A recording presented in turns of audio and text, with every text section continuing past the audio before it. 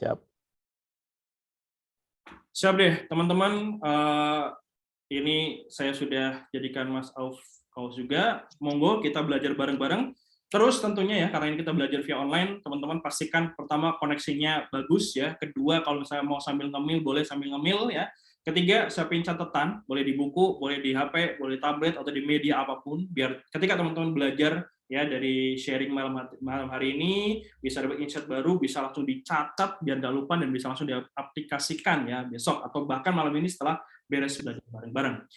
Oke, biar nggak terlalu malam juga nunggunya, mungkin saya langsung persilahkan ke Mas Auf ya. Monggo, silakan Mas, saya persilahkan tempat dan waktu ke Mas Auf.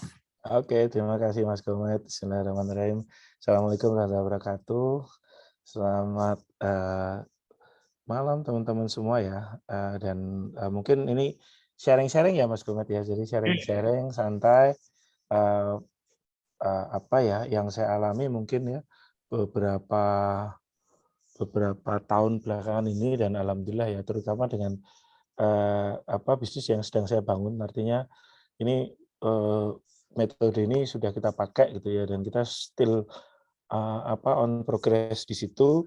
Dan alhamdulillah sih, mungkin kenapa kok saya munculin istilah ini blitz scaling gitu ya. Jadi sebenarnya saya mulai agak resah ketika banyak orang ngomong scale up tapi dia fokusnya hanya marketing aja nih. Nah, jadi nambah budget iklan gitu kan, itu scale up. Wah, padahal kalau kita runut ya, scale up itu kan dia datang dari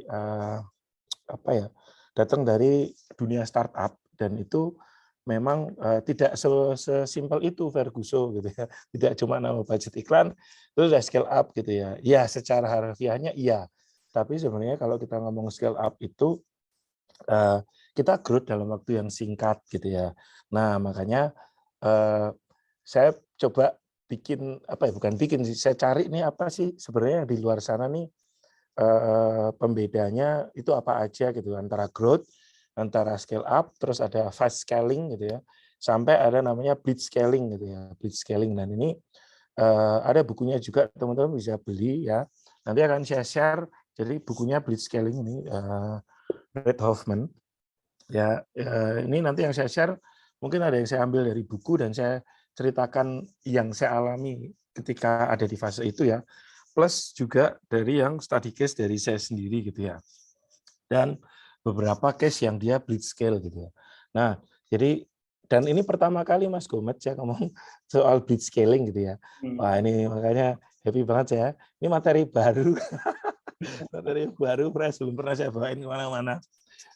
Habis ini mungkin saya ngisi di Genpro kalau nggak salah tanggal 6, itu kelas offline, jadi seharian kita bikin blitz scale-nya ya, bikin metodenya step by step untuk blitz scaling-nya, offline-nya tanggal 6. Jadi kalau teman-teman di Jogja ada kesempatan ke Jogja, ada kelasnya nanti 1 hari bareng teman-teman Genpro. Jadi itu sih.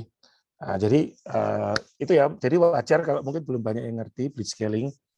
Tapi menurut saya harus mulai memperkenalkan ini karena sudah semakin banyak gitu ya di luar sana yang blitz scaling. Bahkan di circle kita aja, di circle saya gitu ya, itu ya ngebut semua lah gitu ya. Ya saya pun merasakan sekarang ini ngos-ngosan banget ya. Tadi Mas Gomet sempat cerita Dobio ya, saya kan sempat usaha konvensional juga ya teman-teman, dan memang beda cara mainnya gitu ya. Antara growth biasa, scale up, dengan ini yang blitz scaling gitu ya. Nah, ini beda banget gitu. Dan nanti kan saya sharekan mungkin bedanya di mana gitu ya. Nah, oke, saya lanjutkan. Jadi ini buat yang penasaran nih, apa sih itu blitz scaling gitu ya? Blitz scaling itu blitz scaling is what you do and you need to grow really really quick. Jadi kalau kita memang harus growth really really quickly, jadi bener harus cepat. Nah, itu blitz scaling.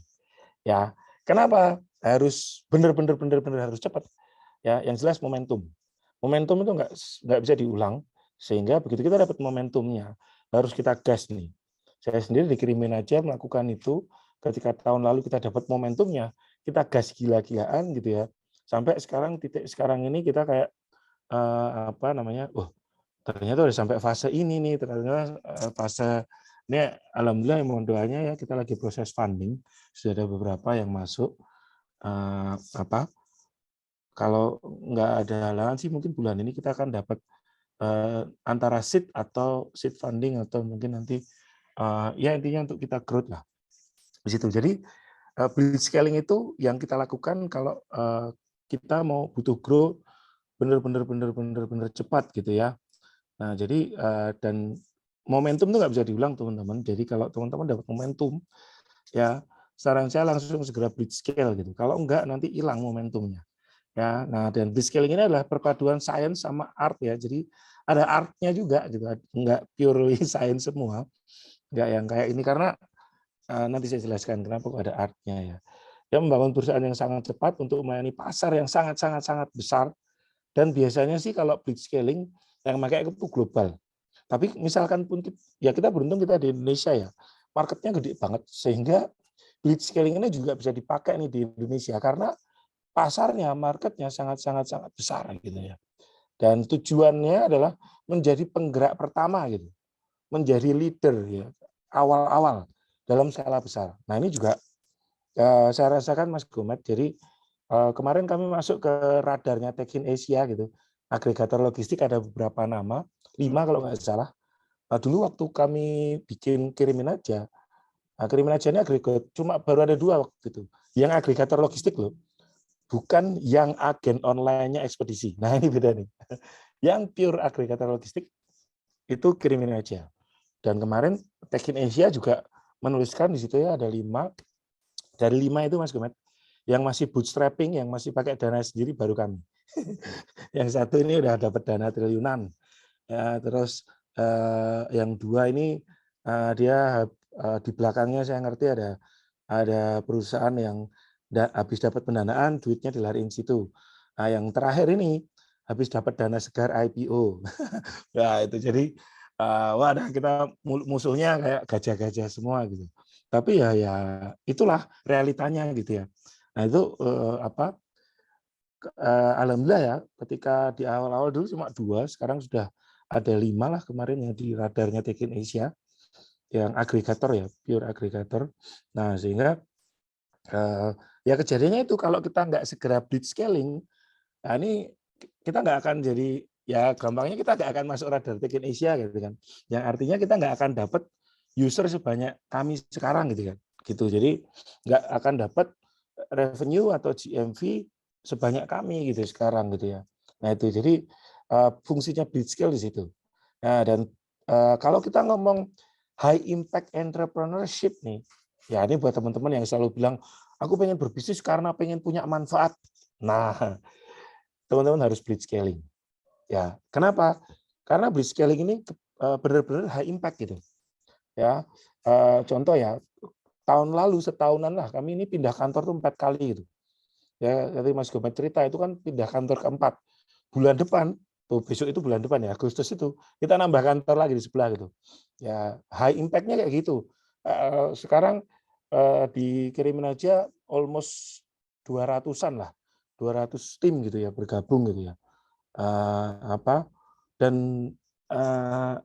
apa ya? Ya dari situ udah kerasa gitu impact-nya. Let's say di internal sendiri aja yang awalnya dulu mungkin kita cuma 10 orang, dalam waktu 1 tahun kita hampir 200 orang gitu kan.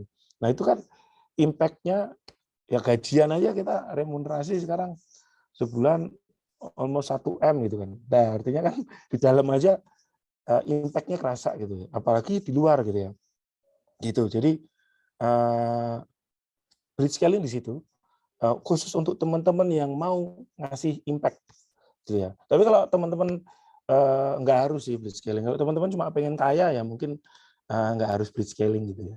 Terus kaya cukup punya Rubicon gitu, punya apalagi punya Harley ya ada cukup rumahnya gede dah. Mungkin nggak harus capek-capek blitz scaling gitu. Nah, saya sebutkan di sini ya, this kind of companies always create a lot of jobs ya dan muncul juga industri-industri baru nih di masa depan di blitz scaling ini. Jadi kita ngomong impact yang besar di situ di blitz scaling. Nah, blitz scaling ini butuh lebih dari sekedar keberanian. Ya, karena blitzscaling ini gila lah kalau saya bilang, kita butuh nekat gitu. Ya, blitzscaling ini butuh lingkungan yang bersedia menanggung risiko keuangan dan SDM. Ya, dua hal ini esensial nih dari blitzscaling, financial sama SDM. Tapi saya nggak bilang harus modalnya gede, enggak loh. Gitu ya. Kami mulai kirimin aja paling cuma modal berapa dulu. Ya, bikin PT lah kemarin urunan itu ya paling 400 juta cukup. Ya, dan returnnya sekarang lebih gede gitu ya. Ya, dari saham aja ya orang mau beli saham saya 1% aja itu sudah tikel ya berapa kali lipat sendiri dari saya dulu masuk di awal gitu ya nilai sahamnya. Artinya lebih dari sekedar keberanian gitu. Nah, ini karena kita benar-benar harus nanggung resiko.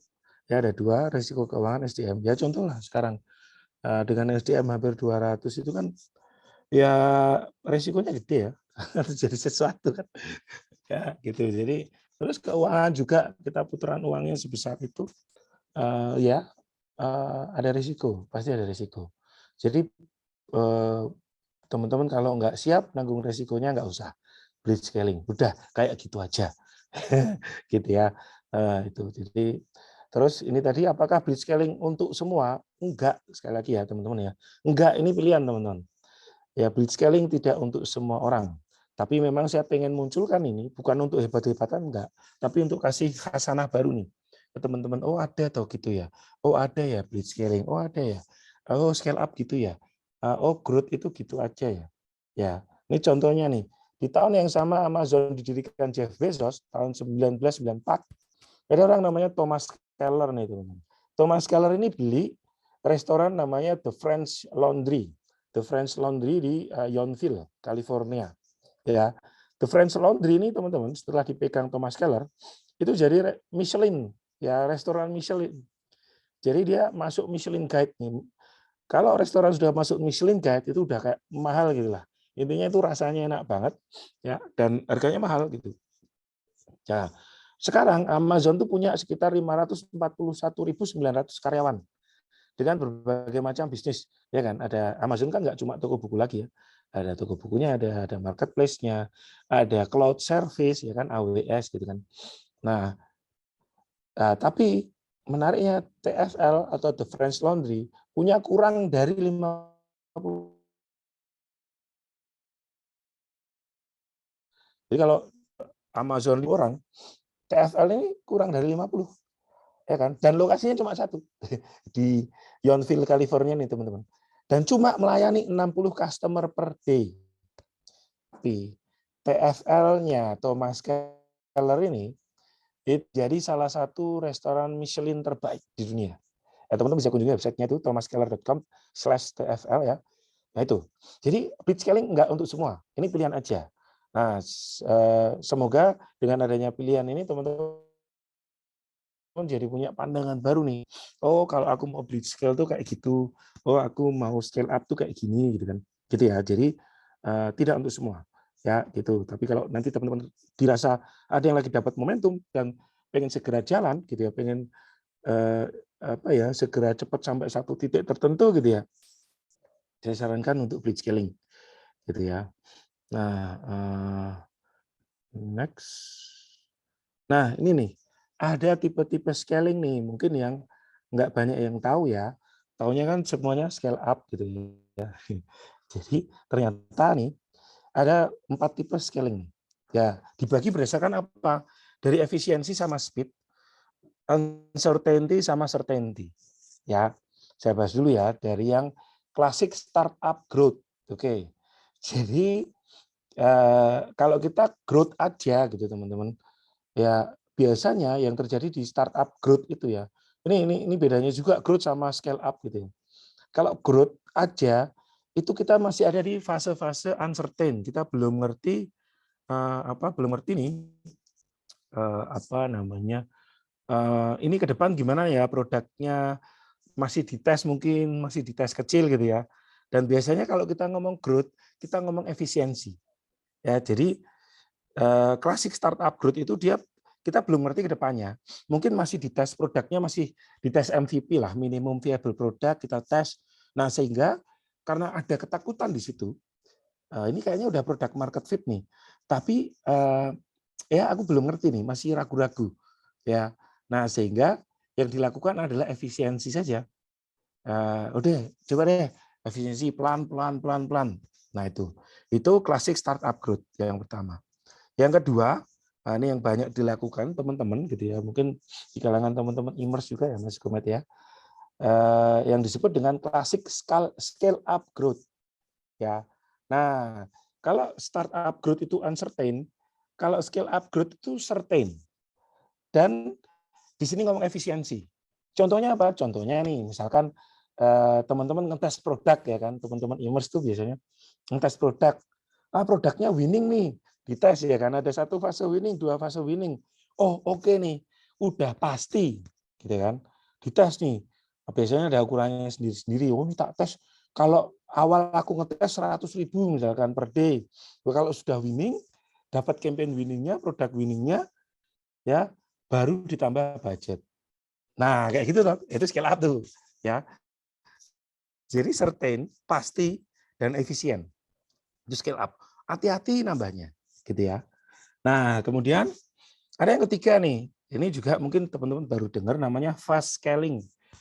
Nah, ini mirip-mirip kayak tadi, ngetes nih produknya winning nih, gitu ya. Tapi begitu dia dapat winning produk, dia akan burning di situ, akan burning, dia bikin burning rate, istilahnya bakar duit, Mas.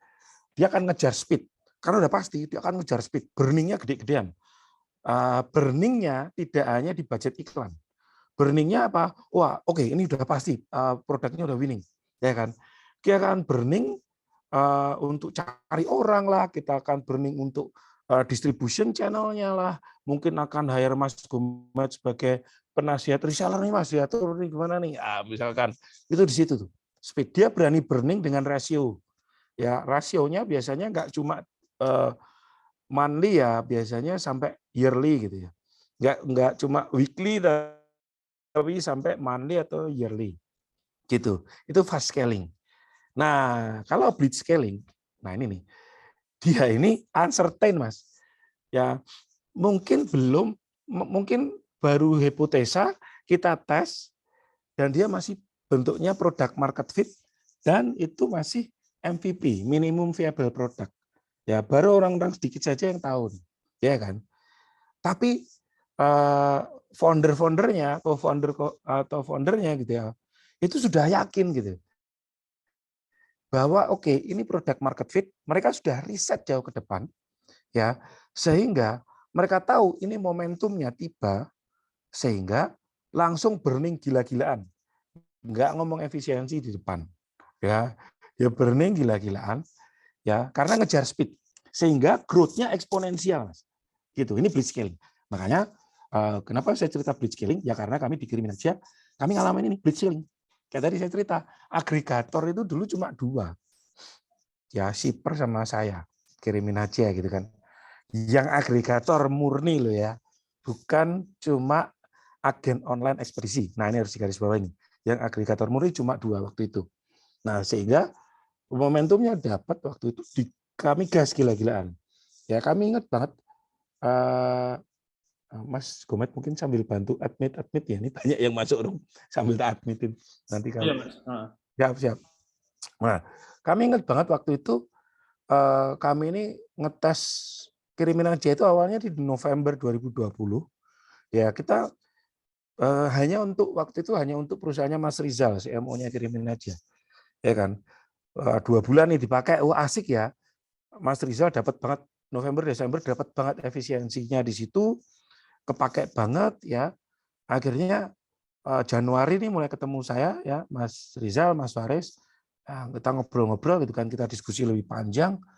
Setelah kami riset gitu kan, ya ternyata wah ini peluangnya dapat nih, peluangnya gede banget dan kita lihat momentumnya pas gitu kan. Ya sehingga waktu itu kami nggak langsung gas sih Mas. Kami mulai serius untuk benerin produk market fit-nya waktu itu. Coba tes deh. Jadi Januari, Februari, Maret, April itu kita bener-bener ngetes produk market fit ke MVP ya, minimum viable product, kita tes ke beberapa orang dengan jumlah yang sangat-sangat kecil gitu kan. Januari, Februari, Maret, April. Begitu kita dapat, Mas. Ya, oke, ini nih.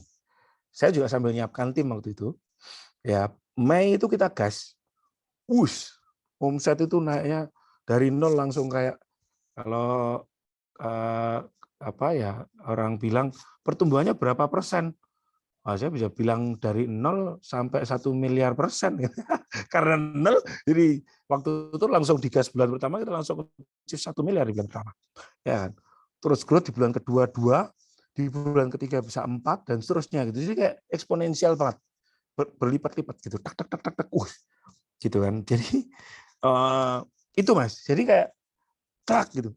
Klak, klak, klak, klak, klak. Dan berlipat gitu. Nah itu blitz scaling. Sehingga waktu itu kita burning, benar-benar burning, tapi karena kami waktu itu saya juga ngajak Pak Budi Isman di Juni ya, bulan ke-6 waktu itu. Saya sama Mas Bayu tuh waktu itu, Mas. Ngomong Pak Budi, itu coba yuk ngobrol-ngobrol sama Pak Budi gitu. Ya alhamdulillah beliau tertarik. Ya sebenarnya ada beberapa kandidat ya waktu itu, tapi kita milihnya Pak Budi. Terus habis itu ketika ketemu lagi, ya mulai kita benerin nih fundamentalnya kan. Dan alhamdulillah sih menariknya adalah kami ini startup gitu ya yang pembukuan di tahun pertama itu nggak minus, Mas. Kita positif gitu ya. Laba gitu, alhamdulillah. Ya karena fundamentalnya mulai kita benerin waktu itu. Bahkan bulan kemarin kita EBITDA udah positif, Mas. Bulan kemarin positif, bulan ini insya Allah positif.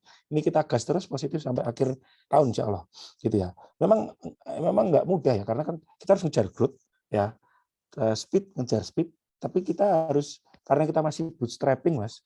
Ya kecuali nanti kalau ada dana masuk di bulan ini, kita kan tikelnya ngegasnya kan lebih kencang gitu ya.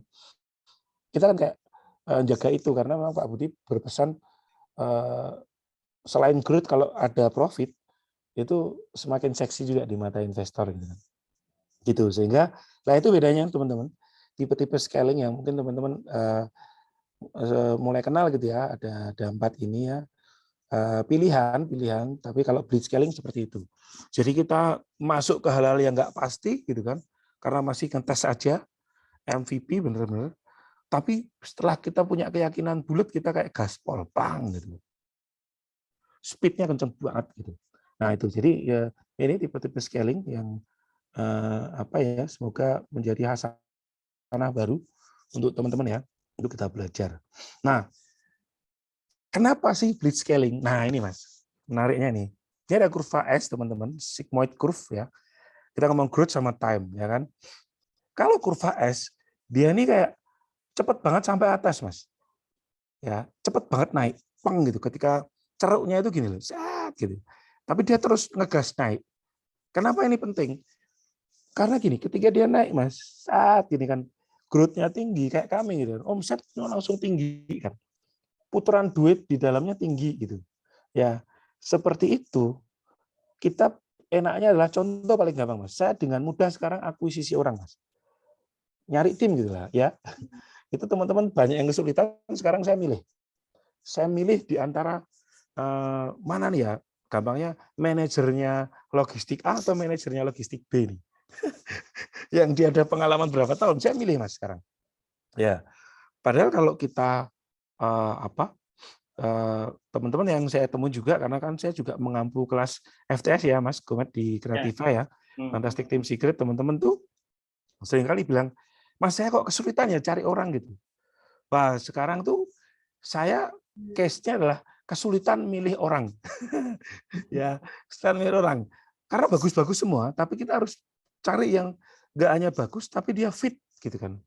Gitu. Secara budget kita udah bisa dapetin yang orang-orang harga Jakarta lah, Mas. Ya, walaupun kami perusahaan base Jogja ya, tapi kami punya kantor di Jakarta.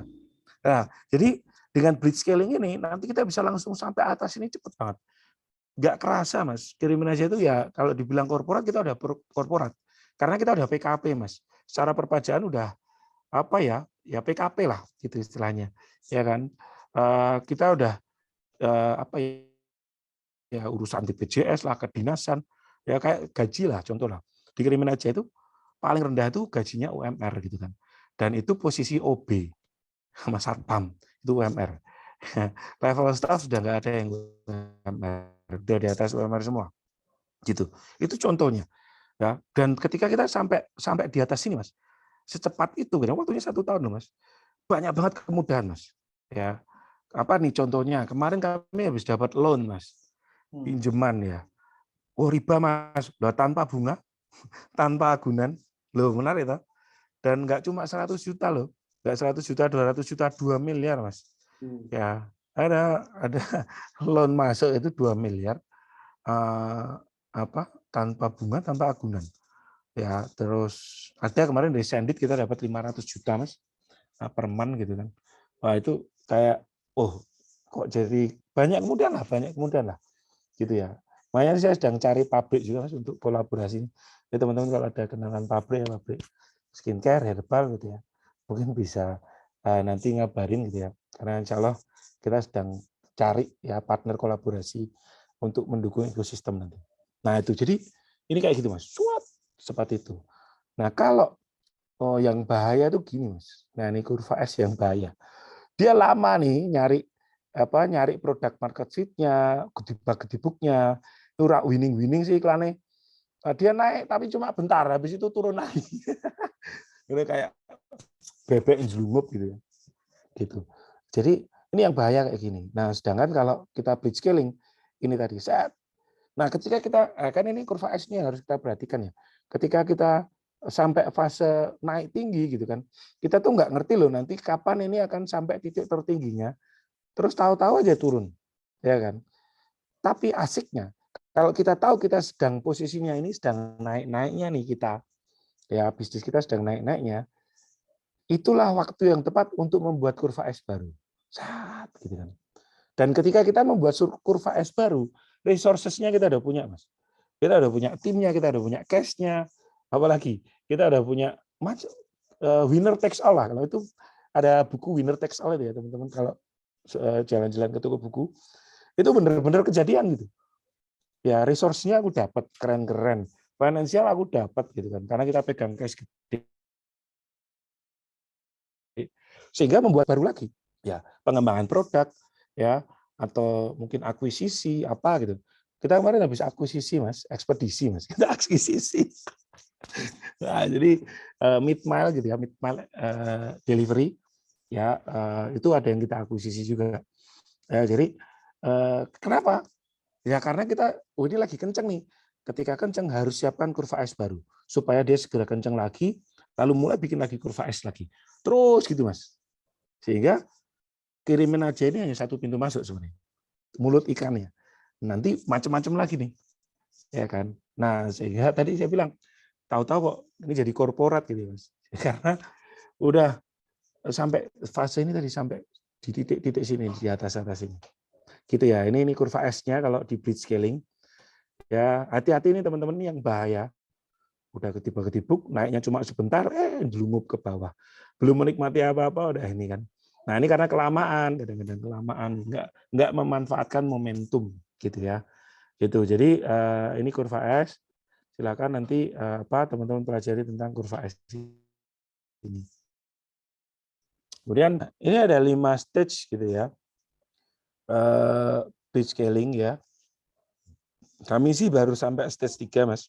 Ya, village gitu ya. Stage 1 itu family ya, atau sebutannya family gitu ya. Ini biasanya isinya 1 sampai 9 karyawan gitu, termasuk kita gitu kan. Nah, ini tipikalnya beda nih dengan stage 2. Nah, ini tribes ya. Ini puluhan 10 sampai 99 lah ya. Ini ngomongnya tribes stage 2. Kemudian stage 3 nih yang kami masukin sekarang ya. Ini village. Ada anak saya, sorry Mas. Bentar ya. Jadi village ini 100 sampai 999 karyawan.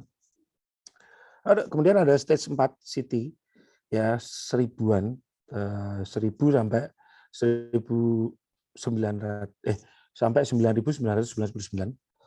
Stage 5 nation ya ini 10 ribuan lah ke atas gitu ya. Nah, kita harus paham nih di masing-masing stage ini cara ngelola timnya beda-beda. Ya, dan ada satu quote menarik, Mas. What get you here won't get you there. Apa yang membawamu ke sini nggak akan membawamu ke sana. Apa yang membawa kita sampai stage 3 bisa jadi nggak akan membawa kita ke stage 4, Mas. Gitu. Jadi kalau contoh ya di stage 1 ini kita masih kayak, oh kita ini keluarga loh, kita happy-happy, bla bla bla gitu kan. Semuanya masih dekat, semua boleh beride ya kan. Stage 2 oke lah, masih bisa lah kayak gitu ya. Di stage 3 Mas, nggak bisa Mas. Kayak semuanya beride, keputusannya dikembalikan ke tim semua, ya nggak bisa gitu. Stage 3 ini mulai mulai broadcasting istilahnya. Jadi kalau stage 1-2 itu kita bisa kayak gimana pendapatmu? Oke, pakai gitu-gitu ya, masih yang seru-seruan itu. Tapi stage 3 Mas, ini nggak bisa kayak gitu. Ini harus broadcasting. Ya. Kenapa? Ya kayak gitu memang polanya. Kalau kita kayak, ayo gimana menurutmu? Nggak ngejar speednya. Contoh saya nanya ke 200-an tim saya gitu. Gimana menurutmu? Yang baik apa? Semuanya punya pendapat 200 kepala, Mas. Gimana ya? Ya kan? Ya makanya stage 3 ini sudah mulai broadcasting, sudah mulai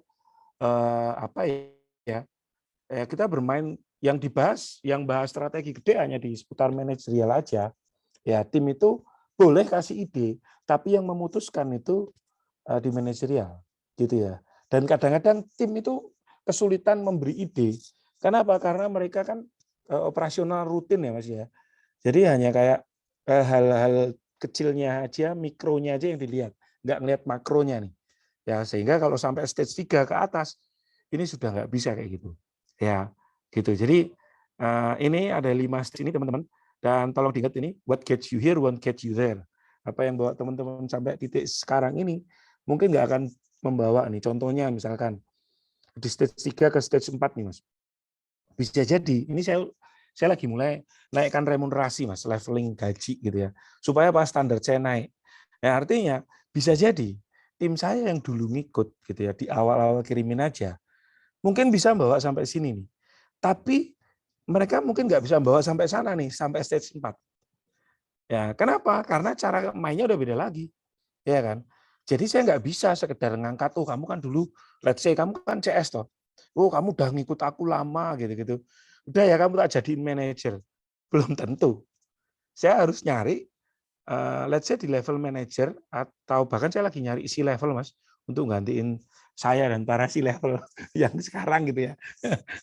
Kalau ada teman-teman yang mau ngelamar silakan boleh ke si level. Gitu. Jadi kenapa? Karena udah kayak ngatur 1.000 orang, ribuan orang itu beda dengan ngatur ratusan orang. Gitu. Mungkin kalau cuma di stage 2 lah, CS dinaikkan jadi manajer itu masih bisa, Mas. Tapi kalau stage 3 ke atas, Mas, belum tentu 1 in a million, Mas. 1 dibanding 1.000. Ya. Artinya, kita ngomong speed, Mas. Kita ngomong waktu yang nggak lama gitu. Kecuali teman-teman tujuan perusahaannya adalah bangun orang gitu kan. Berarti kan bikin sekolahan tuh, ya kan. Nah, kalau saya bisnisnya tidak hanya untuk bangun orang gitu. Ada uang yang dipertanggungjawabkan di situ, ya kan. Ada argo gaji yang jalan, dan kami juga nggak punya duit yang banyak banget. Artinya harus mikir juga, masukkan orang, let's say masukkan orang gaji 5 juta gitu kan. Tanggal 1 mulai masuk, argonya kan mulai jalan tuh. Ya kan? Saya nggak bisa yang kayak, ayo kamu, let's say kita ngomong orang yang gajinya 5 juta, ayo kamu kan gajinya 5 juta nih, ayo gimana? Kamu belum bisa, oh sini tak ajarin dulu. Nggak bisa gitu. Masukin orang gaji 5 juta, tanggal 1 dia harus punya dampak langsung. Gitu. Kenapa? Nah, saya udah keluar duit kan gitu kan. Nah, ini ya, jadi ini stage-stage ini yang mungkin nggak secara detail saya ceritakan, tapi paling enggak teman-teman tuh harus melihat kalau nanti teman-teman growth, teman-teman scale, teman-teman entah mau scale up, blitz scaling, fast scaling tadi ya. Tapi teman-teman tahu, oh, kalau aku masuk ke stage 2 nih sekarang, dari stage 1, caraku ngelola tim udah beda. Kita masuk ke stage 3, caraku ngelola juga beda. Masuk stage 4 juga begitu, stage 5 juga begitu. Dan ini harus disiapkan dari awal. Kalau kita nggak paham ini, ya biasanya baper Mas kadang-kadang. Iya ya wis lama ya, kerja di tempat gue kan gitu kan biasanya kan.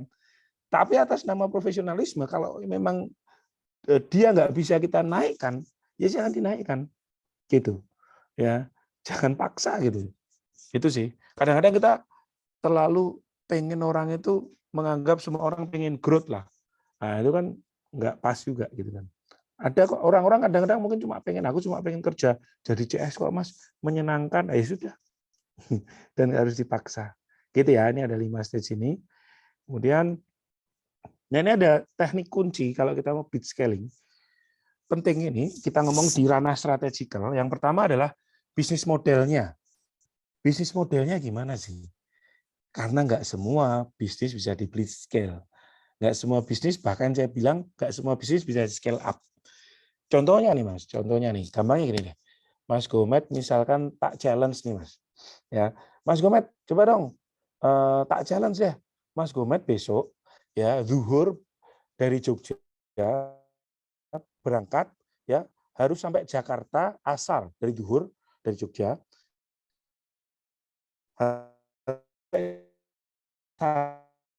nih ya, tapi naik motor. Ya, akal nggak Mas? Naik motor. Berangkat zuhur, harus dari Jogja, harus sampai Jakarta asar. Masuk akal nggak naik motor? Ya? Betul, Mas. Hah? Impossible ya? Ya. Nggak masuk akal loh.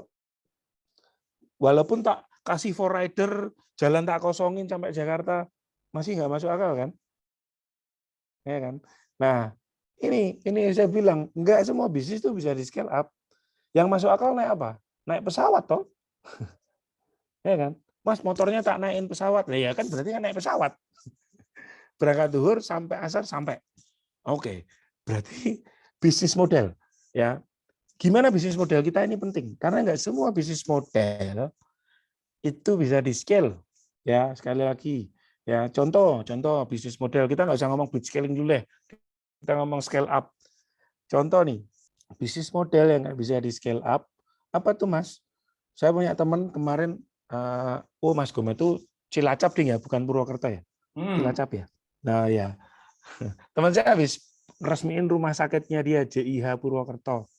Nah, rumah sakit konvensional Mas, rumah sakit itu salah satu bisnis yang nggak bisa di scale up Mas. Ya. Kenapa? Loh Mas, kan bisa. Banyak rumah sakit tumbuh. Oh gini, rumah sakit itu apa sih rumah sakit resource-nya itu kan dokter, ya enggak? Produksi dokter, ya, kita memproduksi dokter itu kan nggak bisa yang kayak kita produksi CS toh. Oke 1 bulan tak ajari terus besok bisa bulan depan bisa CS nge-CS-in loh. Kan nggak bisa gitu. Oke tak ajarin dokter nih, tak ajari 1 bulan besok kamu bulan depan nyuntik orang. Nggak bisa gitu toh. Dokter itu pembunuhan dokter itu 6-7 tahun. Ya kan? Artinya, kalau kita pakai cara bisnis model kita, kendaraan kita itu rumah sakit, kita nggak bisa scale up, apalagi blitz scaling. Gitu. Loh, Halodoc itu Mas, Halodoc itu kan bukan rumah sakit. Ya, dia bukan rumah sakit. Ini udah beda gitu kan. Loh, jadi teknik pertama adalah bisnis modelnya kayak gimana nih? Ini harus bisa di scale. Ya. Terus teknik kedua adalah strategi, inovasi strategi. Setelah ketemu nih kendaraannya yang pas. Nah, strateginya kita gimana nih ketika menjalankan pesawat itu misalkan. Ya kan? Oh, apakah aku akan naik menuki langsung ataukah aku akan begini? Nanti kalau ada awan aku gimana nih? Itu strategi. Ya. Langkah-langkahnya seperti apa? Ya. Nah, itu teknik kedua.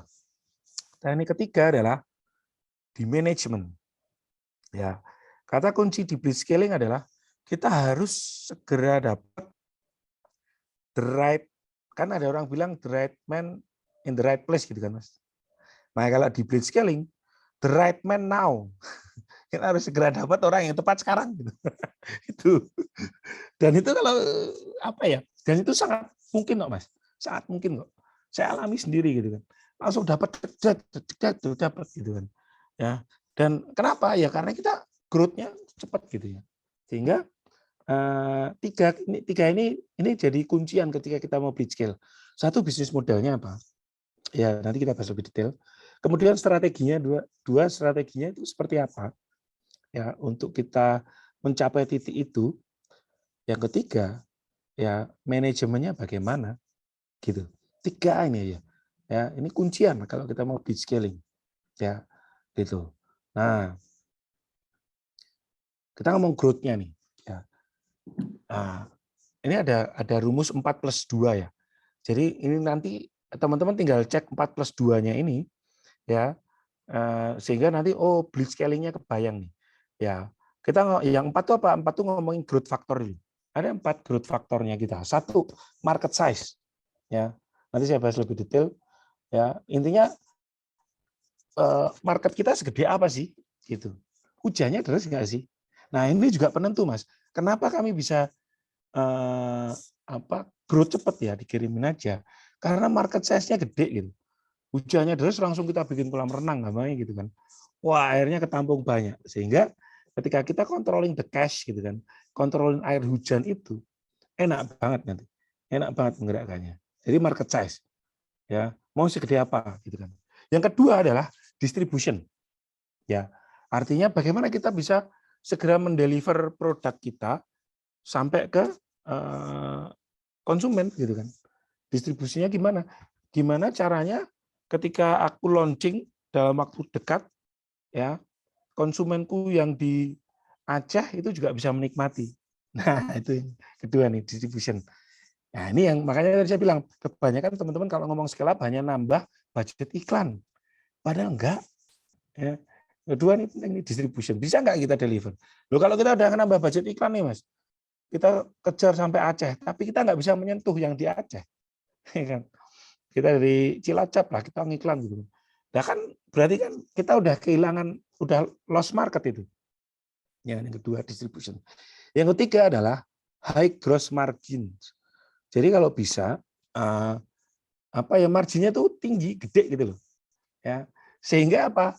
Ya memungkinkan cash-nya ini untuk kita, kan enak tuh Mas kalau marginnya gede, kita bisa reinvest lagi ke bisnis kita, kayak dikirimin aja sekarang ya kita investin ulang Mas. Yang kita dapetin invest ulang lagi, dapetin invest ulang lagi. Untuk apa Mas? Ya karena kami lagi fase growth, ya kita beli pemain sebanyak-banyaknya Mas. Ya. Ya itu karena yang menarik nih. Kebanyakan orang ketika dia dapat dana, contoh ya kemarin saya punya teman Mas. Dia dapat dana kan. Dia dapat dana sekitar 5 miliar gitu. Nah, terus menariknya adalah ini kebanyakan terjadi di kita nih. Dana itu dipakai untuk beli alat.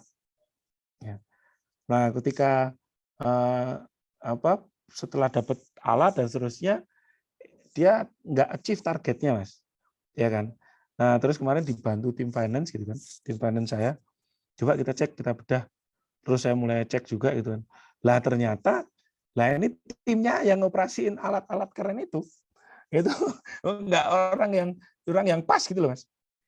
5M itu hanya habis untuk alat sama biaya iklan, tapi nggak ada untuk beli orang. Nah ini banyak dari kita tidak berani nih untuk invest di orang, gitu kan. Padahal percuma loh, pisaunya itu pisau Ginsu, tapi nggak bisa masak gitu kan. Percuma toolsnya udah keren, sudah canggih, ya laptopnya sudah Apple gitu kan, tapi dia nggak bisa ngoperasiin gitu. Jadi kayak high gross margin nanti fungsinya di situ supaya kita bisa dapat marginnya gede, lalu kita bisa reinvest lagi ke bisnis kita sehingga kita growth-nya tambah gede lagi. Tuh. Kemudian yang keempat adalah network effect. Jadi bisnis kita itu ngefeknya sampai seberapa luas sih?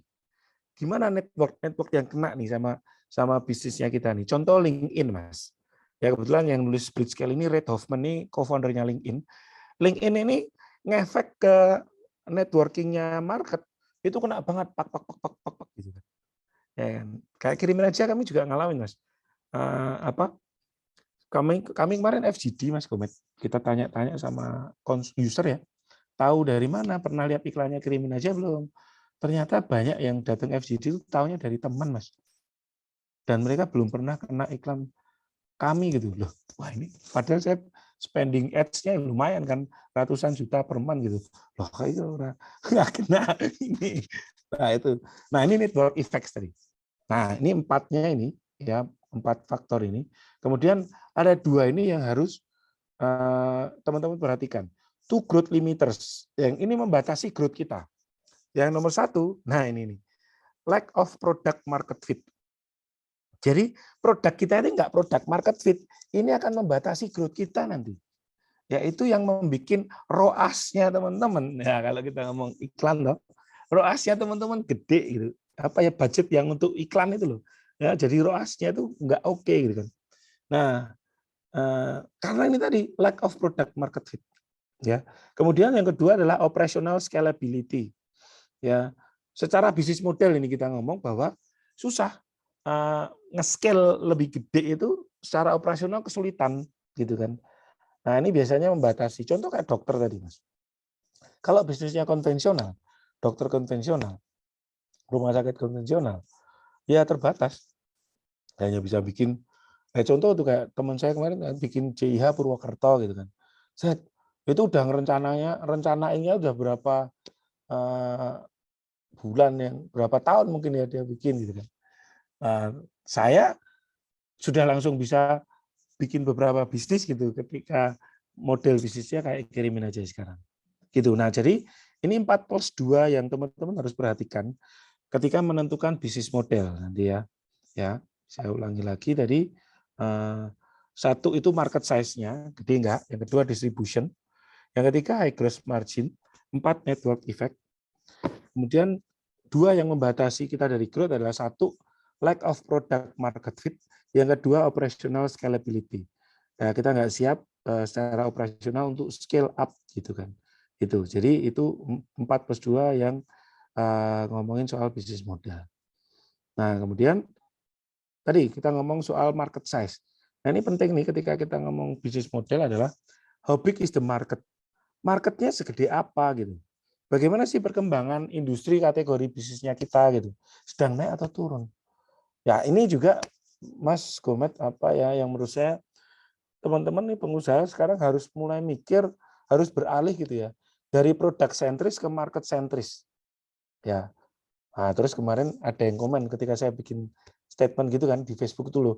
Mas, kalau saya market sentris, market itu sukanya itu yang murah ya. Bukan itu. Yang dimaksud adalah gini. Kalau produk sentris, teman-teman apa yang dia sampaikan itu pernyataannya tadi Mas ketika dia tanya, kalau saya market sentris, produk saya ini orangnya suka yang murah ya. Saya nggak bisa market sentris dia bilang gitu. Nah, itu salah satu statement orang yang produk sentris, Mas. Jadi dia akan sangat menggenggam erat produknya yang dia jual, ini aku banget, ya kan? Dan dia akan memaksakan produk itu ke orang-orang. Kalau market sentris, dia akan cek marketnya, kebutuhannya kayak apa, lalu dia deliver aja produk yang dibutuhkan market, jasa yang dibutuhkan market, gitu. Nah itu market sentris, sehingga apapun nanti produk kita gitu ya, kita bisa deliver itu kok. Loh Mas, tapi saya nggak bisa nge-branding loh. Loh gini loh, ini Pak B yang bilang loh, pakar branding. Ya kan, 50 tahun branding. People buy product to join a brand. Orang beli produk untuk join sebuah brand. Artinya, brand itu ada di kepala orang gitu. Jadi kayak Unilever lah misalkan. Unilever itu kan banyak banget tuh brandnya. Pasta gigi ya. Dia punya produk pasta gigi. Ada Pepsodent, ada Close Up. Ya, coba cek deh teman-teman. Itu formulanya sama kok, Pepsodent sama Close Up. Cuma orang yang beli Pepsodent itu beda dengan orang yang beli Close Up gitu. Kenapa? Karena brand tadi kan. Brandnya dari kepala gitu. Nah, sehingga market sentris itu seperti itu. Market kita itu dia kebutuhannya apa aja, kita penuhi tak tak tak tak tak tak, tak gitu kan. Ya, sehingga apa ya? Ini yang akan membuat bisnis kita itu kayak growth-nya cepat. Kalau kita paksakan, kita produk sentris nih, gampangnya gini deh. Mas Gomet kalau produk sentris, contohnya adalah Mas Gomet nih, misalkan, Mas nih tak kasih dana Mas 1 miliar gitu. Mas Gomet tolong kembangin dong ini bisnis wartel saya. Bisa nggak Mas? Pasti kan nggak mau juga toh. Ya, nah itu produk sentris. Kemarin ada teman datang ke saya kan, ya dia produk sentris juga. Mas saya habis ini nih, apa namanya, habis dapat produk dari luar negeri. Produknya bagus banget, saya Pak sudah coba, sudah oke. Ini marketnya lagi growth banget. Tolong dong Mas jualin gitu kan.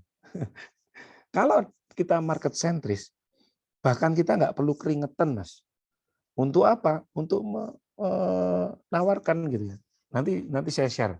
Ada kok satu brand, satu bisnis yang kita nggak pernah lihat iklannya, kita nggak pernah lihat balionya, tapi semua orang pakai, gitu kan. Nanti saya share, gitu ya. Nah, yang pertama nih kita cek nih, how big is the market? Ya, perkembangannya gimana? Kita lihat 5-10 tahun ke depan. Loh Mas, kok jauh banget ngelihatnya? Loh iya, lah kita pengen bisnis kita sustain nggak? Lama nggak? Kalau kita cuma pengen bisnis kita sebentar ya nggak usah melakukan ini gitu. Tapi kalau kita pengen bisnis kita sustain dan growth gitu ya, nggak cuma sustain ya, sustainability ini menarik nih. Nggak cuma banyak orang ngomong sustain tuh hanya ngomong tahan lamanya aja. Nah, definisi sustain orang bisa beda-beda nih, ya kan? Kalau teman-teman cuma pengen sustain aja, contoh di Jogja ada soto Kadipiro. Soto Kadipiro 1 gitu, yang asli gitu ya. Itu cuma 1 dan dari dulu di situ. Sustain. Ya kan? Ya kayak tadi, restoran tadi kan. Nah, dia kan 1 sustain ada. Tapi dari dulu di situ. Nah, beda dengan sustain yang kita ngejar growth gitu kan. Growth-nya sustain nggak? Kalau growth-nya sustain, berarti kan market-nya mulai nambah gitu kan. Nah, itulah yang dicari sebaiknya kalau kita mau blitz scaling. Ya, kita cek nih, 5-10 tahun ke depan, itu bagaimana? Yang dicek apa? Ada TAM, ada SAM, ada SOM. Ya, ini saya mulai biar teman-teman nggak asing ya. TAM itu total addressable market. Apa itu? Total demand suatu produk atau jasa. Atau bahasa saya, hujannya yang di daerah situ lagi deres nggak? Gitu. Itu TAM. Ya kan? Lalu ada SAM, segmented addressable market. Ya, ini persentase atau bagian dari TAM yang bisa kita layani. Lalu ada SOM, serviceable obtainable market. Ini adalah persentase atau bagian dari SAM yang secara realistis bisa kita dapatkan. Ada contohnya nggak, Mas? Ada nih, contohnya nih. Ini ketika awal dulu kami mulai kirimin aja, kami langsung riset gitu. TAM-nya berapa, SAM-nya berapa, SOM-nya berapa. Nah, ternyata 2020 total addressable market ya dari e-commerce transaksi di e-commerce itu sebesar ini gitu ya. 266 triliun ya, itu TAM-nya. Wow, kan gede banget toh. Ya, dan ini menjadi pembeda teman-teman ketika kita mulai bisnis dengan mindset UMKM, dengan mindset corporate. Kalau kita mulai bisnis dengan mindset UMKM, kita akan melihat nih ya, teman kita, tetangga kita, saudara kita, dia bisnisnya apa sih? Kayak saya dulu, saya pernah punya rumah makan, Mas. Ya, ketika saya mulai rumah makan waktu itu, saya melihat nih, gara-gara terinspirasi saudara saya. Saudara saya buka rumah makan rame. Gua tak contoh toh, ya kan? Omsetmu berapa? Let's say katakanlah omsetnya 100 juta sebulan. Nah, 100 juta sebulan itu jadi plafon atas saya, Mas. Ya. Mindset awal saya, oke, saya ngejar bisnis yang omsetnya 100 juta sebulan. Ya kan? Sehingga efeknya kemana? Efeknya adalah waktu itu rumah makan saya alhamdulillah berkembang lebih banyak cabangnya daripada saudara saya. Nah, ini jadi masalah. Kenapa? Tadi kan mindset saya di 100 juta, Mas. Ya.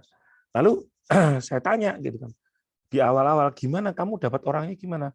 Ya kamu cari aja orang-orang nganggur ya, lalu suruh kerja di tempatmu. Oh, gitu ya. Nah, saya melakukan itu juga. Saya cari orang-orang nganggur yang ada kerjaan, ya kan? Saya masuk ke tempat saya gitu kan. Singkat cerita, ketika saya mulai growth waktu itu, orang-orang ini nggak bisa growth, mentok di situ gitu kan. Kenapa? Oh, ternyata saya cek lagi gitu kan, Mas, berkaca lagi, oh mindset saya membatasi gitu pertumbuhan bisnis saya. Ya, what get you here, don't get you there gitu kan. Mungkin orang-orang yang dulu saya rekrut itu bisa membawa saya sampai titik itu. Tapi mereka nggak akan bisa bawa sampai ke titik sekarang gitu. Nah, corporate dia melihat industri sama kategori perkembangannya seperti apa. Sehingga plafon atasnya nih, ya kayak inilah misalkan. Tadi kan plafon atas saya 100 juta. Tapi begitu saya melihat ini, oh plafon atasnya udah 266 triliun. Itu kan kayak wow, triliun, nolnya berapa gitu. Ada yang tahu nggak nolnya berapa? Ya, kalau belum tahu, saya kasih tahu nolnya 12. Gitu ya. Nah, itu TAM. Oke. 266 triliun. Kemudian dari situ kita cek nih masalahnya ada di mana sih waktu itu? Oh, masalahnya ada di COD. Nah, di mana ada masalah di situ ada peluang. Artinya kita tinggal kasih solusi supaya masalahnya hilang kan gitu kan. Nah, kita cek waktu itu, ternyata transaksi COD di tahun 2020 73%. Tinggal kaliin aja 73 kali 266 triliun. Wih, 165 triliun, gede juga. Nah, ini jadi sum. Segmen apa yang mau kita ambil? Ya, kemudian dari sini kita bikin sumnya, serviceable obtainable market. Nah, kita berpikir pakai skala persentase. Kalau ini adalah 100%-nya, saya mau ngejar berapa persen? Nah, waktu itu kita target ini, oke, kita sampai 2023 gimana kalau kita kejar targetnya 5%. Karena kalau 50% kok kayaknya ndaki-ndaki banget, ya belum sampai deh. 5% aja deh. Karena kita baru juga, dan itu menurut kami itu yang paling masuk akal. Nah, 5% kita kaliin ini, Mas, 165, ternyata hasilnya 8 triliun. Wah, waktu itu juga agak kaget tuh. Gede juga ya 8 triliun ya. Oke. Nah, tapi ini menarik. Sehingga mindset awal saya gampang, Mas. Oke. Saya tinggal cari orang-orang yang sudah pernah di angka triliun untuk bantu saya sampai angka situ. Simpel itu. Sehingga itu kenapa saya dapat Pak Budi kan. Pak Budi Isman mau bantuin. Karena mindset awal saya udah triliun. Kalau mindset awal saya belum triliun, mungkin saya nggak berani juga datengin Pak Budi, dan Pak Budi juga nggak mau juga gitu kan. Ngapain lagi gitu, kayak turun lagi dia. Kan gitu. Nah, ini soal tadi ya, how big is your market ya. Kita cek time sum-sum-nya teman-teman. Nanti teman-teman bisa pakai gitu ya di bisnisnya teman-teman, time sum-sum-nya seperti apa. Kemudian yang kedua, ini penting adalah product market fit. Ini apa sih product market fit? Momen di mana produk itu mampu menyelesaikan pain point pelanggan dengan lebih baik daripada alternatif yang tersedia saat ini. Ya, dengan lebih baik, gitu kan. Nah, di saat ini startup merasakan bahwa oh iya, saya mau mulai ini campaign, yuk kita mulai ubah nih istilah UMKM nih. Jadi teman-teman sudah bukan UMKM lagi. Ya, jadi istilahnya apa Mas? Startup. Wah, gitu kan. Saya kemarin lihat Haus itu sudah pakai startup Haus loh. Esta Indonesia, startup Esta Indonesia. Kenapa? Karena menurut saya istilah UMKM itu mengkerdilkan ya. Usaha mikro, kecil, menengah. Waduh, nggak ada yang gede. Saya kita pakai startup ya, biar keren. Nah, jadi startup ini apapun bisnisnya teman-teman itu startup. Di saat ini juga startup dapat merasakan bahwa pelanggan yang minta produk. Nah, produk market fit itu kayak kuncinya itu. Pelanggan itu yang minta, bukan startup yang mendorong produk. Contohnya apa? Ya contohnya vaksin. Itu kan ya udah mau nggak mau kan kita yang minta gitu kan. Nah, itu. Jadi bukan kita yang terlalu campaign gitu. Atau masker waktu kita jualan gitu kan. Waktu kemarin ya masker. Nah, sorry, double. Nah, kalau kita mau ngomong produk market fit, ada matriks yang kita pakai biasanya untuk menentukan apakah kita sudah produk market fit. Pertama adalah retention rate gitu ya. Retention rate itu apa? Seberapa sering konsumen kita itu pakai layanan kita, produk kita gitu kan. Ya, repeat enggak gitu. Ya, kebanyakan teman-teman ketika ngiklan, nah itu kemarin juga saya ketemu salah satu e-commerce Cilacap, Mas. Nah, Cilacap kebetulan dia udah jadi corporate juga. Ini kayaknya lagi acara di Purwokerto. Ya, awalnya e-commerce, sekarang udah jadi corporate ya, karyawannya udah 1000-an, 1.600 kalau nggak salah. Nah, dia mengkritisi nih teman-teman yang ketika ngitung iklan, budget iklan, wah ini winning apa enggak itu hanya sekedar di pembelian pertama. Jadi dia kan ngitung pembelian pertamanya gimana. Padahal kalau kita ngomong bisnis, kita harus ngomong jangka panjang. Jadi retention rate kaitannya apa? Bukan cuma pembelian pertama, tapi lifetime value. Satu konsumen itu bisa menghasilkan berapa sih seumur hidupnya ke kita. Contoh, Mas Gumet, ini yang gampang aja, bisnis barbershop. Ya, retention rate-nya gimana? Bagus nggak sih itu gitu ya? Ya menurut saya sih dia nggak bagus retention rate-nya. Kenapa? Gampang, gini. Mas Gumet itu potong rambut sebulan berapa kali, Mas? Ada, 3 bulan biasanya. 3 bulan, wah, baru potong rambut ya, 3 bulan ya. Oke, 1 kali potong habis berapa? 15.000, 17. 20 lah. 20 lah ya, 20 lah ya. 20.000. Nah, ini coba kita hitung aja. Ya, barbershop langganannya Mas Gumet. Mas Gumet hanya datang ya 3 bulan sekali. Ya, keluar 20.000. Artinya dalam setahun, Mas Gumet kan cuma datang 4 kali, toh? Ya. Nah, berarti LTV-nya dari bisnis barbershop itu 20.000 kali 4. Berapa tuh? Ya, 80.000, ya kan? Nah, kalau barbershop itu beriklan keluar 100.000 untuk dapat Mas Gumet, namanya boncos. Nah, itu yang disebut boncos, gitu kan?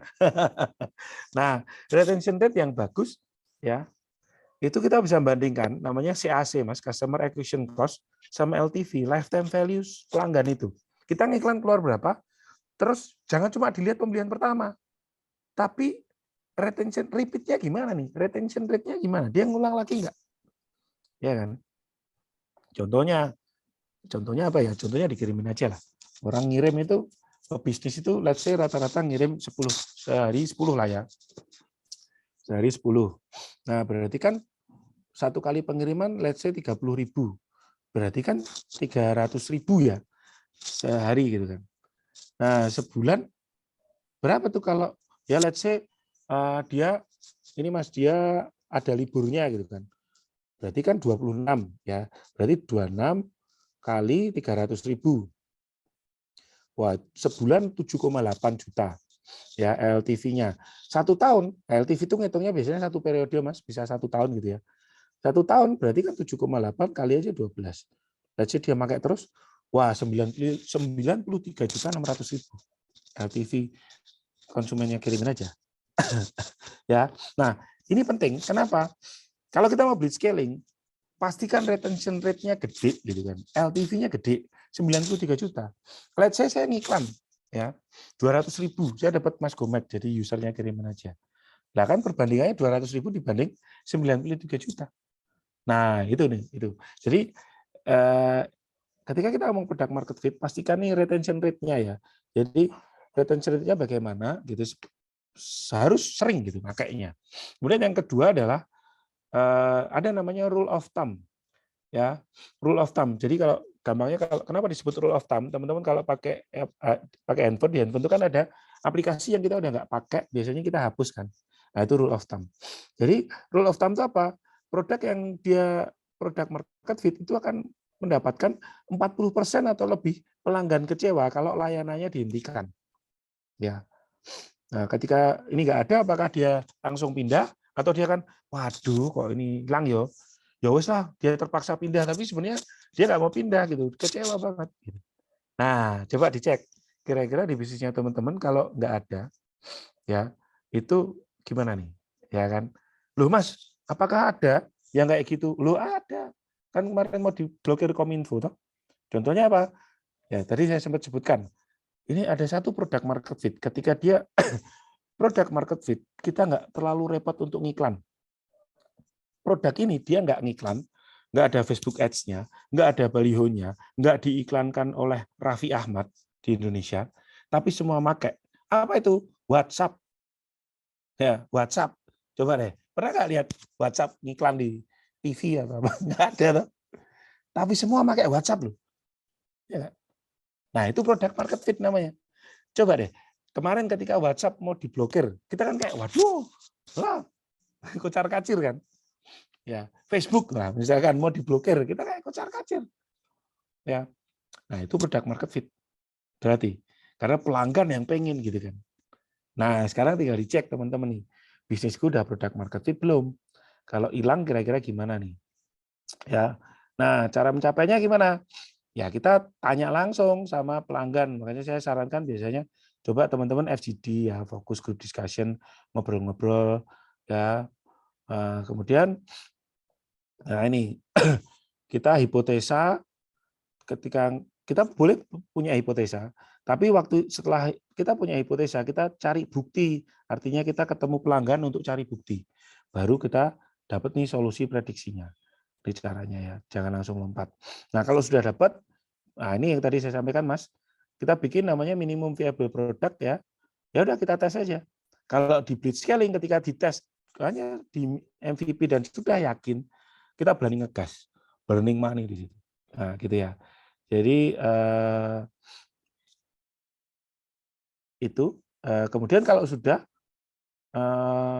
find Mr. Right now, not just Mr. Right ya. Segera rekrut the best people. Nah, ini penting nih. Nah, ini saya kasih gambaran nih teman-teman. Jadi ada 4 industri yang saya bagi gitu ya. Di dalam fase pengelolaan orang gitu ya. Industri 1.0 ini orang-orang yang ada dipindah berdasarkan pekerjaan. Ya wis lah, kamu tak pindah ke CS, tak pindah ke manajer. Nah, biasanya di sini juga kulturnya adalah sugar coat, tidak terus terang ketika menyampaikan gagasan penilaian. Bahasanya loyalitas, family, kita lo family lo, harus loyal gitu kan. Tapi di industri ini orang-orangnya time based work. Ya wis kalau jam 5 kurang 10 itu sudah pada ke toilet semua. Jam 5 kurang 5 mulai merapikan tempat kerjanya gitu kan. 5 kurang 1 menit sudah siap-siap kayak mau balapan tuh. 3, 2, 1, go, dress. 501 udah hilang semua dari kantor. Nah, itu industri 1.0. Kemudian industri 2.0 itu hire good people tapi kemampuannya belum pasti, memberi kesempatan untuk improve, asas kekeluargaan kental, menghindari konfrontasi, nggak berani bahkan. Nggak enak ya, nanti gimana ya? Menghindari turnover karyawan. Oh gitu ya. Aduh kalau keluar gimana ya? Gitu. Ya, mengukur standar karyawan variasi tapi kaku, mengukur kinerja karyawan masih dengan kecurigaan. Itu 2.0. Terus 3.0 adalah memilih orang yang kontribusinya meningkat, tumbuh, sudah ada sistem pengembangan diri baik bukan sekedar training, mengolah tim sinergi antar lini, menetapkan ekspektasi terhadap karyawan yang tinggi, jelas tanggung jawabnya, adanya pelayanan yang reguler, standar pesan yang tinggi. Lalu di bisnis-bisnis yang masuk industri 4.0 itu sudah rekrut yang potensinya tinggi atau superstar. Lalu mengolah potensi individu superstar terbiasa dengan turnover yang tinggi. Nah, ini yang mau saya sampaikan gitu. Artinya dalam fase growth bisnis kita, ya nggak biasa aja keluar masuk itu turnover itu biasa gitu. Ya, tapi yang keluar itu adalah orang yang tidak tepat. Orang yang tepat biarlah tetap di dalam. Gitu ya. Dan kalau kita bikin bisnis itu bukan bikin kayak Sunda Empire atau bikin apalah yang orang harus di situ terus ya kan. Bisa tergantikan bisa kok. Gitu kan. Gitu. Jadi karena apa? Standar karyawannya sangat-sangat tinggi, selalu berubah dan dinamis. Nah, artinya saya nggak tahu teman-teman ada di industri mana nih kondisi sekarang. Tapi kalau teman-teman masih di industri 1.0, 2.0 misalkan, nah kesulitan cari orang ya karena sudah direkrut teman-teman yang bisnisnya sudah masuk ke pola industri 4.0. Jadi 4.0 itu sekedar kayak perkembangannya aja sih. Ya. Nah, model pengelolaannya kayak gini. Itu ya, teman-teman ya. Nah, gimana Mas caranya biar dapat karyawan tim yang keren gitu gimana nah itu ya. Lakuin nih teman-teman employer branding ya kan. Employer branding itu adalah bagaimana kita memunculkan citra perusahaan ke publik. Coba nih perusahaannya teman-teman kalau di googling keluar enggak perusahaannya, kantornya ada enggak, real enggak, PT-nya ada enggak misalkan gitu kan. Ya kalau itu enggak ada orang akan ragu-ragu juga gitu kan. LinkedIn-nya ada enggak ya. Nah, itu employer branding itu kita kondisikan. Alamat misalkan teman-teman buka loker, apakah alamatnya masih hrd. nama perusahaannya teman-teman @gmail.com atau sudah hrd@nama perusahaannya teman-teman.com.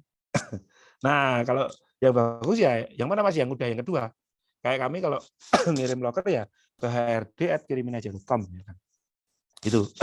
Nah, ini employer branding penting. Jadi jangan cuma produk, perusahaan juga di branding dong. Gitu. Lalu employee branding. Ini adalah bagaimana kita membuat tim kita itu bangga. Ya, dan sehingga mereka kalau sudah bangga mereka jadi duta perusahaan untuk cerita-cerita. Pertanyaannya sudah belum tempatnya teman-teman tuh buat tim itu bangga. Sehingga mereka kayak bikin story, mereka lagi di kantor, ya gitu. Itu juga alasannya Mas kenapa kemarin kami pindah ke kantor yang kemarin tuh Mas. Part of ini employee branding. Jadi teman-teman bisa cek IG-nya live@kiriminaja gitu ya. Itu pada apa ya? Kalau ada kegiatan kita munculkan di situ. Gitu. Nah, itu mungkin yang bisa saya share ya. We believe that the future can and should be better than the past. Ya, artinya masa depan bisa dan harusnya lebih baik dari masa lalu. Dan that is worth tolerating the discomfort. Jadi worth it ketika kita blitzscaling itu nggak enak, Mas. Ya karena capek, kita pusing gitu ya. Makanya saya juga agak fokus dikirimin aja gitu karena memang nggak bisa terlalu diganggu gitu ya.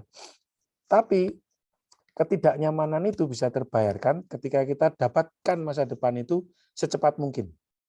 Ya, karena masa depan lebih baik. Itu mungkin sedikit dari saya yang bisa saya share-kan, teman-teman ya. Silakan kalau ada yang mau diskusi, ya tanya jawab, mungkin bisa kita buka ya Mas Gumet. Terima kasih. Ya, waduh, maturun Mas Auf, ngeri ini, padat banget materinya. Tapi Sampai batuk. ya, apa namanya? Saya sendiri juga kayaknya banyak alamin tadi sih, kayak yang stage tadi ada 4 stage ya. Dulu bedain waktu masih di set 1, kita berlaku ke tim kayak gimana, masuk ke stage 2, harus ada gap, stage 3, berubah lagi gitu ya. Nah, oke, ini teman-teman kita juga buka sesi tanya jawab ya. Ini baru jam 25.08 di tempat saya. Mungkin kita sesi discuss juga nggak lama-lama biar nggak terlalu malam. Saya kasih kesempatan nih buat teman-teman yang mau tanya, mungkin 3 orang ya, bisa tanya via komen ya, atau mau on mic juga monggo silahkan. Jadi bisa langsung ngobrol sama Mas Auf gitu ya. Nah ini juga kan tadi udah cerita nih Mas Auf, bahkan pergerakannya kirimin aja itu setahun Mas ya. Ya. Sekarang udah ada 200-an tim gitu ya. Terus tadi yang dimensi sama Mas Auf tuh teman saya juga di Cilacap tuh. Saya kenal tuh dulu waktu saya main tahun 2018, itu kantornya masih satu rumah Mas. Kantornya masih satu rumah, timnya baru berapa orang gitu. Nah, sekarang gitu kan di akhir 2020 saya sempat masuk juga bantu di situ ngebangun kemitraannya. Itu kantornya udah ada 4 kalau ada 4, tim ada 400 kalau nggak salah. Nah sekarang ya kemasukan Mas Faiz ya kemarin ngisi dikirimin aja juga. Betul. Udah sampai ribuan tim ya, wah ngeri banget. Gitu. 1.600 ya. Ngeri. Blitz scaling ini Mas. Iya ya, cepet banget itu. Makanya kayak ya benar tadi yang Mas Auf bilang, orang-orang terbaik itu udah otomatis datang sendiri ke mereka ya. Iya, betul. Gampang banget nyarinya orang. Betul. Oke. Nah, ini ada pertanyaan pertama dari Mbak Desi nih Mas Auf. Selain produk kargo, apa contoh PMF ya? Terus langkah-langkah menemukan PMF itu gimana Mas? Nah, monggo. Tadi sudah saya jawab mungkin. Selain produk kargo apa ya? Tadi WhatsApp. WhatsApp itu PMF banget kan. Ya kan. Terus langkah-langkah menemukan PMF gimana? Nah, kita tanya gitu. Kita tanya ke konsumen kita, ke market gitu. Kita cek market. Jangan sok tahu. Kadang-kadang kita tuh sok tahu terus kayak padahal budget terbatas ya. Karena ada yang bilang kan, kita harus bisa membuat market menerima. Loh lah iya. Cuma masalahnya membuat market menerima itu butuh edukasi loh. Edukasi market itu butuh dana juga. Nah, kalau kita tuh baru mulai, dananya dari mana kan gitu kan. Cara paling gampang adalah kita cari nih marketnya itu pain-nya di mana nih. Masalahnya di mana. Nah, itu aja paling gampang. Cari masalahnya, problemnya apa, lalu kita selesaikan. Ya. Nah, kenapa itu juga ada penelitian dari CB Insight nih teman-teman ya bahwa pembunuh bisnis terbesar nomor 1 itulah no market need gitu ya. Bentar tak cariin CB Insight. No market need maksudnya. No market need. Nah, ini tak kasih lihat nih. Wait. Dung. Mana ya? No market need. Jadi pembunuh bisnis nomor 1 itu no market need. Oh ini, ding-dung. Tak share ya.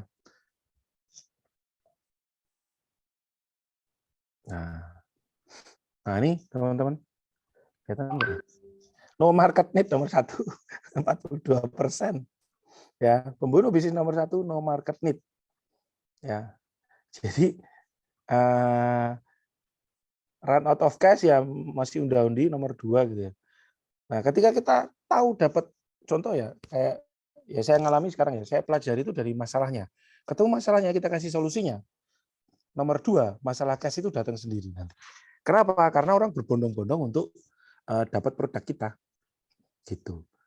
Jadi langkah menemukan PMF ya tanya aja Mbak ke market gitu ya. Masalahmu apa sih sebenarnya? Ya gitu. Sesimpel itu sih. Jadi nanti tinggal kita bikin oh produk kalau masalahnya itu ya kita selesaikan aja. Ya. Tapi jangan sok tahu ya. Ada juga nih yang sok tahu gini nih Mas Gomet waktu itu. Dia bilang, aku udah jualannya makanannya murah deh restoran. Aku udah jualan murah nih Mas. Tapi kok makanannya enak, tapi kok nggak ada yang beli ya, dia bilang gitu kan. Loh emang kamu menyelesaikan masalah apa? Dia bilang gini, aku tuh menyelesaikan dulu masalah orang tuh pengen makan enak, tapi nggak boleh dia gitu. Oh gitu. Itu menyelesaikan. Kamu selesaikan dengan apa? Yuk tak bikinkan makanan enak, harganya murah. Loh, saya. Coba ulangi lagi. Apa masalahnya? Masalahnya banyak orang pengen makan enak, tapi nggak punya duit ya bilang gitu. Oke. Terus solusinya tak bikinkan makanan enak dengan harga murah, dia bilang gitu. Apakah ini nyambung? Nah ini nggak nyambung. Kalau orang nggak punya duit, mau dijual harga murah pun nggak akan beli. Kan gitu kan. Nah kita tinggal cari aja gitu masalahnya apa. Gitu Mbak ya. Ditanya aja masalahnya. Wah, ini mungkin lebih tanya gimana cara risetnya, Mas? Oh, cara risetnya ya tinggal satu tentukan dulu tadi kan, makanya di awal tadi tentukan dulu kita masuk industri apa nih, bisnisnya gitu ya. Misalkan nih cek dulu deh sekarang teman-teman tuh pengen masuk ke bisnis apa sih gitu ya. Nah kita cek kita mau masuk industri apa ya. Nah, dari situ setelah kita tahu oh kita mau masuk ke industri itu, kita cek nih siapa aja sih marketnya kayak apa. Baru kita tanya ke orang market yang ada di industri itu gitu ya. Nah, baru deh nanti ya pertanyaannya macam-macam ya. Kenapa kamu beli produk ini? Ini membantu kamu di mana sih selama ini? Gitu-gitu sih. Mereka langganan apa nih sebelum ini gitu kan. Gitu. Jadi kayak kami dulu juga gitu, sebelum ada kirimin aja ya kita cek kamu sekarang menyelesaikan masalahmu tuh pakai apa sih? Oh begini ya, oh belum ada ya. Oh belum ada. Ada ya, tapi begini ya. Oh gitu ya. Nah, gitu jadi kayak kita boleh tanya ke situ. Ya, lebih ke selama ini mereka masalahnya kenapa mereka beli produk A, kenapa beli produk B misalkan. Tapi kita tentukan dulu Mas dari industrinya tadi. Kita mau masuk industri apa gitu. Siap. Nah, semoga jawab ya Mbak Desi ya. Selanjutnya pertanyaan dari Mas Taufik. Assalamualaikum Mas Auf sama Mas Gomet. Waalaikumsalam. Gimana caranya ya mengetahui apakah produk kita 5-10 tahun ke depan ya trennya bakal naik atau turun? Terus kemudian dapat dari mana data yang seperti Mas Auf barusan tampilin ya mengenai market growth? Maksudnya cara melakukan datanya seperti yang di slide tadi. Jadi kita bisa yakin mau di scale up atau di blitz scaling. Oke, wah ini sebenarnya jawabannya rahasia banget gitu ya. Tapi karena Mas Gomet ini harus tak share-kan nih. Dari mana nih saya dapat datanya gitu ya. Wah, padahal ini rahasia banget sebenarnya. Oke, tapi nggak apa-apa deh tak share-kan. Ini saya dapat dari sini nih. Oh, udah nggak jadi rahasia berarti nih Mas. Nggak jadi rahasia. Dari Google. Googling aja Pak. Di sini banyak gitu kan. Tinggal gimana nih misalkan nih. Apa ya? Data e-commerce. Nah, ini kan muncul loh, data e-commerce transaction ya kan. Indonesia. Oh, ini ada nih, loh. Loh, ini ada. Dari mana ya? Dari sini, Pak. Googling aja, Pak. Banyak banget. Loh, data box nih. Dong. November 25 November 2021. Nih, transaksi e-commerce Indonesia diproyeksikan capai 403 triliun pada 2021. Gitu kan. Loh, ada nih datanya di sini. Loh, nih tadi 2020 nih Mas 266 triliun. Loh, bener toh saya enggak dobos toh. Nih. Ini 400. 2022 ini prediksinya segini nih, proyeksinya 530 triliun. Oh Mas kok yakin lah ini Bank Indonesia ya. Dia ngerti duitnya berputar di mana toh. Jadi kayak oke, saya pakai ini. Itu sih Pak, Google aja nih loh. Terus dicek aja gitu kan. Kan dulu kan saya mulai dari 2020 toh. Nah, kan saya melihat ini 403 triliun terus mulai growth ke sini. Ya, cari aja data-data di sini pendukung. Ya, terus ekstrapolasi data kalau perlu gitu kan. Berapa itu sih. Nah, jadi ini ya semoga menjawab ya. Dari mana Mas? Google gitu. Ya dibocorin rahasianya. Ya, gitu ya Mas Taufik ya. Nah, mau teman-teman mungkin satu pertanyaan terakhir deh ya sebelum closing. Mas, tapi saya juga pengen tanya deh. Ya. Mungkin narik jauh banget nih. Sebelum Betul. kita kayak memutuskan ya mau bikin sebuah perusahaan, itu kan tadi stage pertama itu dari segelintir orang dulu nih Mas. Ya. Ring satunya dulu lah, para Ya. founder-foundernya dulu lah. Hmm. Nah, itu kan kita butuh orang-orang yang right know-nya, ya right Ya. know-nya, Betul. the right people know-nya, biar Ya. benar-benar yang satu apa ya, satu visi lah Mas dengan kita. Ya. Itu kayak gimana cara apa ya menemukannya, ya, Ya. terus benar-benar nyatuinnya itu Mas. Ya. Ya. Ya. Jadi apa? Jadi gini, kebanyakan kalau kita mau apa ya bekerja sama partneran gitu ya, itu tuh kayak kita nyari yang mungkin kita senang kerja sama dia gitu ya. Nah itu harus mulai dilihat teman-teman. Ya, jadi kalau saya membagi itu ada 1, 2, 3, 4, 5, ada 5 nih karakter orang yang harus ada di tim kita nih. Satu karakter yang result oriented, dia kayak apa kompetitif orangnya, energing gitu ya, percaya dirinya tinggi, menggebu-gebu lah. Nah, satu tuh result oriented. Yang kedua, relationship focus, people person, dia yang bisa diplomatik, bisa apa lagi ya, bisa menghangatkan suasana gitu. Nah, saya tipikal yang ini Mas, saya tipikal orang yang people person ya, relationship focus. Jadi ketika saya tipikal people person, saya nggak boleh nyari orang yang people person lagi Mas. Nanti malah nggak bisa jalan gitu. Ya, karena terlalu banyak people person malah jadi nggak produktif kan. Nah, gitu nih. Gitu. Kayak saya punya HR, itu orangnya memang kaku Mas. Nah, tak jadiin HR manager saya. Kenapa? Ya karena kan saya orangnya people person ya. Saya memang kayak good cop-nya lah, dia bad cop gitu. Nah, terus yang ketiga adalah kita juga butuh orang-orang yang dia terorganisir, rapi, ngikutin proses, atau biasanya sebutnya proses and rule followers. Pokoknya kita suruh dia manut gitu. Nah, di situ tuh. Nah, rapi, detil gitu ya. Nah, itu yang ketiga nih. Yang keempat adalah kita butuh orang-orang yang inovatif, disruptive thinker, liar, pikirannya liar.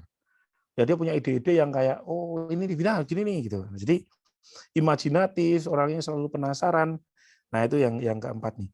Yang kelima, nah ini yang jarang kita cari nih. Padahal kita perlu. Kita butuh orang yang pragmatis. Pragmatis itu gimana? Pragmatis itu dia kayak kalau kita punya ide, misalkan yang inovatif tadi punya ide. Nah, dia kan kayak cari bug-nya. Enggak, kayaknya enggak gini deh. Dia kan kayak apa ya? Akan menantang teori itu kayak masa sih gitu? Yakin gitu kan. Dia kan kayak antitesis sama itu. Nah, kalau saya itu sih Mas.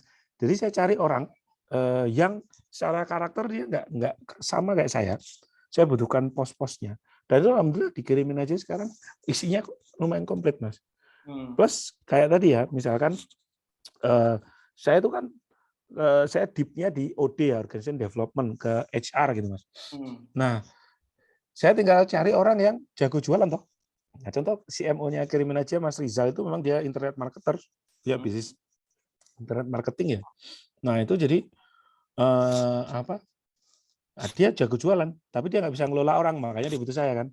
Nah Mas Faris ya itu kan orang IT. Nah, dia jago nih IT gitu kan, tapi dia nggak terlalu people person kayak saya, dia butuh saya nih untuk ngelola. Tapi saya juga butuh dia karena saya nggak ngerti IT tuh Mas. Itu terus ada Pak Budi itu orang finance banget gitu kan. Nah, Pak Budi orang finance melengkapi tuh. Gitu. Jadi kayak ya cari yang itu sih Mas, melengkapi. Kita jagonya di mana, kita cari orang lain yang lebih jago di situ. Jadi prinsipnya ketika kita ini yang saya pegang ketika kita rekrut ring satunya kita, tier satunya, hire someone better than you. Rekrut orang yang lebih jago dari kita. Gitu. Oke, Mas. Menarik. Karena ya case-nya saya juga dulu pernah Mas. Jadi Ya. kayak partneran gitu kan. Tapi orangnya tuh setipe gitu. Nggak jalan-jalan ternyata. Kadang-kadang kan kita kan nyari yang partneran yang mirip-mirip kita loh, Mas. Ya, Nah, tapi itu malah nggak pas gitu loh. Ya tadi malah jadi nggak melengkapi loh. benar. Gitu. Oke deh. Sip. Ini mungkin pertanyaan penutup ya dari Mas Kiki. Wah, ini kayaknya rahasia lagi harus dibocorin nih, Mas. Apa nih? Kalau boleh tahu, exit plan-nya Kirimin Aja apa, Mas? Oh, kita IPO. Nggak rahasia sih itu. Kita IPO sih. Kirimin Aja memang kita desain untuk kendaraan kita biar kita belajar. Kalau buat saya pribadi ya. Jadi saya sampaikan juga ke tim itu, Mas, bahwa kantor itu sama dengan kendaraan umum. Ya, jadi teman-teman di sini harus pastikan mimpinya teman-teman dilewati oleh rute kendaraan umum itu. Karena kan kantor sudah ada rutenya kan. Ya. Nah, silakan teman-teman rutenya kemana. Tapi jangan sampai teman-teman naik kendaraan itu cuma karena pengen naik kendaraannya. Ya kan, kayak kita kemarin MRT Jakarta, MRT baru ada, semua orang ya cuma pengen naik aja. Oh, dia dari Duku atas kemana balik lagi ke situ, gitu kan. Cuma pengen naik gitu. Nah, itu saya sampaikan. Nah, sehingga kalau ditanya exit plan, sebenarnya nggak rahasia sih, kita exitnya memang mau IPO. Karena dari IPO itu, ya paling tidak saya melihat dari pengelolaan ya, standarnya ketika mau IPO itu kan ada standar yang harus dipenuhi ya. Nah, itu sih Mas. Gitu. Oke, siap. Pokoknya exit plan-nya adalah IPO. Ya. Oke deh, siap. Mungkin itu ya teman-teman. Mungkin pertanyaan terakhir dari Mas Kiki sekaligus jadi penutup untuk sesi diskusi. Di tempat saya juga udah jam 21 lebih ya, lebih seperempat. Mungkin waktunya teman-teman buat istirahat juga gitu ya. Terakhir ya Mas Auf, saya ucapkan terima kasih udah mau sharing-sharing ya ilmunya di event Zoom ya, ini perdana gitu. Dan materi perdana juga blitzscaling. Oh iya, materi perdana spesial ya. Asli ini banyak istilah baru yang mungkin pernah dulu tak jalanin Mas. Ya. Tapi mungkin istilahnya baru di sini. Gitu. Betul. Siap. Oke, matur nuwun Mas Auf ya, mudah-mudahan sehat selalu, ilmunya bisa bermanfaat buat teman-teman yang lain. Amin. Kirimin Aja juga semakin terus ngegas ya. Ngegas, ya insya Allah nanti kalau ke Jogja tak mampir-mampir lagi ya Mas ya. Siap. Oke, siap. Thank you Mas Gilmet.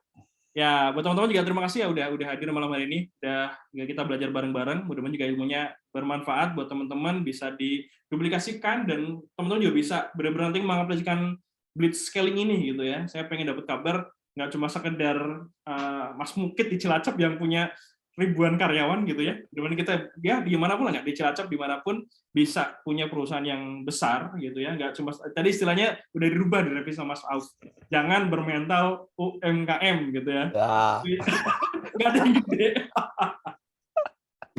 Ya kita startup dan mudah-mudahan terus diberikan kelancaran, kemudahan terus bertumbuh ya.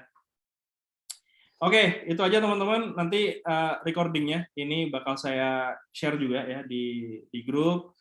Kemudian jangan lupa juga ya, nanti masih ada beberapa pertemuan lagi dengan Mas Latif Setiawan ya, orang Jogja lagi, Mas Bayu juga orang Jogja, dan mungkin hari terakhir bareng sama saya gitu. Oke, berarti untuk menutup pertemuan malam hari ini ya kita mungkin tutup dengan bacaan hamdalah bersama-sama. Alhamdulillahirobbilalamin. Sampai jumpa teman-teman, sampai jumpa Mas Auf ya di lain. Ya, makasih. Semoga kita selalu diberikan kesehatan selalu ya. Amin. Oke, terima kasih teman-teman. Terima kasih semuanya. Assalamualaikum. Warahmatullahi wabarakatuh.